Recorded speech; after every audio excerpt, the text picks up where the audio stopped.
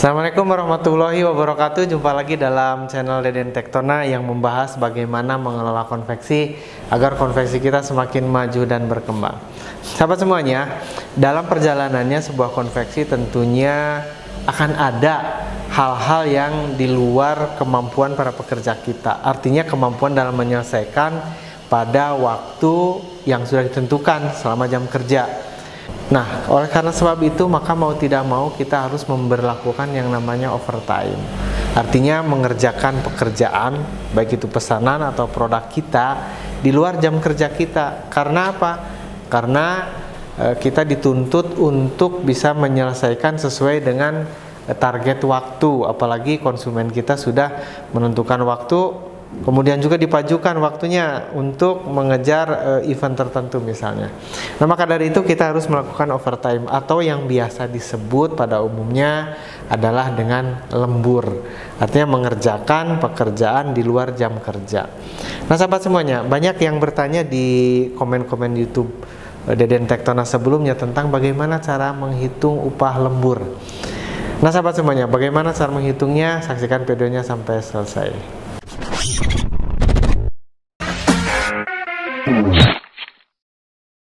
Terima kasih untuk sahabat yang masih setia di channel ini untuk membahas tentang bagaimana cara menghitung upah lembur bagi karyawan di konveksi kita. Sahabat semuanya, secara umum konveksi biasanya melakukan sistem pembayaran ada dua tipe. Yang pertama adalah borongan.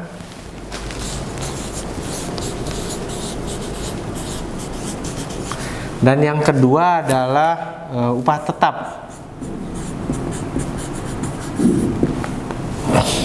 Nah, bagaimana apabila mereka ini karyawan kita, baik itu yang borongan ataupun yang tetap melakukan lembur? Cara menghitungnya bagaimana?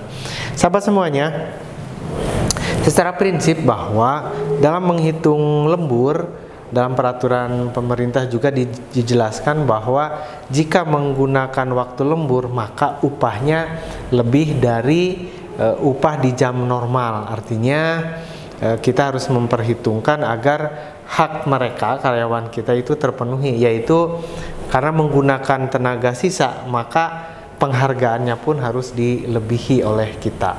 Nah, kita akan mengambil contoh di upah yang tetap, sahabat semuanya.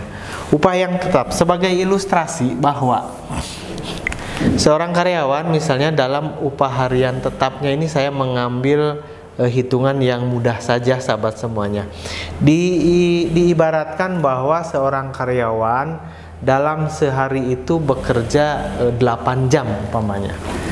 Jamnya 8 jam sehari ya. Nah, apabila 1 jam kita memberinya 10.000, di mana dalam sehari adalah 80.000, maka kita catat 10.000 per jam misalnya. Nah, jika di siang hari jam normal adalah 10.000 per jam, maka di saat jam kerja tersebut habis, misalnya ini jam 5, habis itu jam 8 sampai jam 17. Nah, maka di saat mereka bekerja lebih dari jam 17, maka itu sudah mulai berlaku dihitung lembur, sahabat semuanya. Nah, perhitungannya adalah per jam ini. Nah, di saat melebihi jam 5 sore, misalnya dia bekerja jam 17.00 sampai dengan ke jam 8 malam, misalnya jam 20.00. Nah, berarti dengan demikian mereka bekerja lembur itu adalah selama 3 jam. Nah, hitungnya bagaimana per jamnya? Nah, jika di siang hari 10.000 per jam, maka jika di malam hari atau di jam lembur berdasarkan peraturan harus lebih besar dari jam kerja seperti ini. Nah, biasanya adalah 125% dari upah yang dikerjakan di siang hari. Nah, jadi selama jam lembur adalah 10.000 dikali 125%. Nah, jadi per jamnya adalah dia 12.500. Nah, seperti itu, sahabat semuanya. Nah, dengan demikian mereka memperoleh haknya. Kenapa harus dilebihkan? Karena yang pertama kita mengikuti peraturan yang berlaku, yang kedua juga kita menghargai waktu yang dikerjakan oleh mereka, yaitu dengan waktu sisa. Mereka sebetulnya harus sudah pulang tapi ditahan untuk bekerja, maka seperti itu.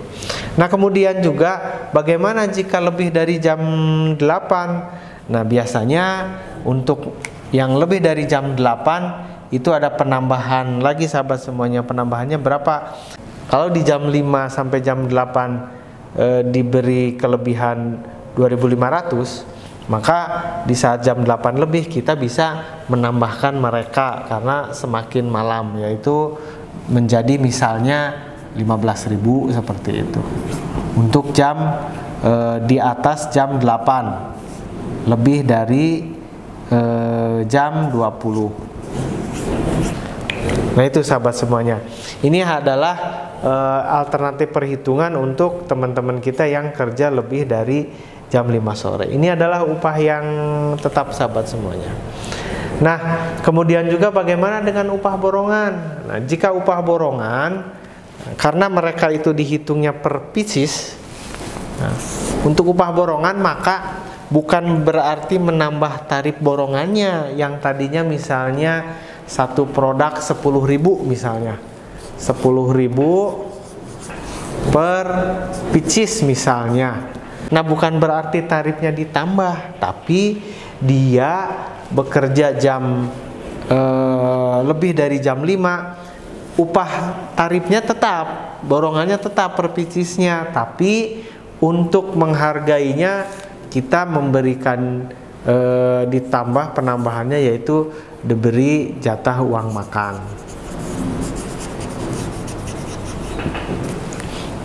Seperti itu sahabat semuanya. Jadi untuk sahabat-sahabat yang borongan di saat lembur, maka kelebihan mereka adalah dari perolehan per piecesnya tetap, tapi kita menambahkan uang makan untuk mereka. Kenapa diberikan uang makan? Karena tidak bisa menaikkan tarif. Oh, di saat lembur tarifnya berubah, tadinya 10.000 jadi 12.000 per pieces, itu akan mengacaukan perhitungan di dalam upah borongannya.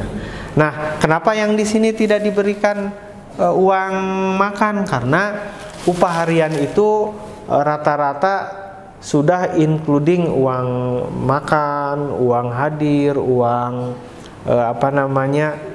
jasa lain-lainnya. Nah, biasanya itu akhirnya per jam kenanya 10.000 misalnya. Maka di saat ditambahkan untuk tadi jasa lemburnya menjadi 125%, itu termasuk semuanya. Dan di sini tidak ada penambahan uang makan, tapi penambahannya dari semua total, seperti itu sahabat semuanya.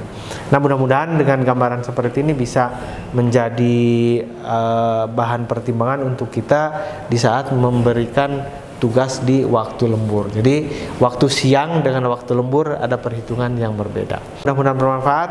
Saya Deden Tektona. Jangan lupa like, komen, dan share agar memberikan manfaat kepada yang lainnya. Assalamualaikum warahmatullahi wabarakatuh.